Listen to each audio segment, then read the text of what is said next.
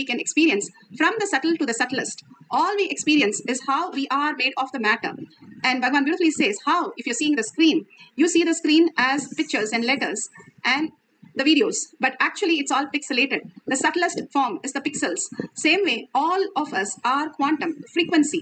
We now know that science has found out that matter and energy are two forms which is happening simultaneously at the same time.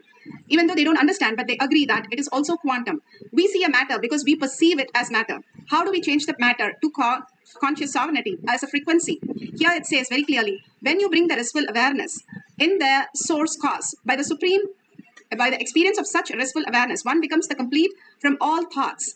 Once you are able to complete all the thoughts, the ultimate universal divine power, Paradevi, is revealed and the supreme power manifestation happens.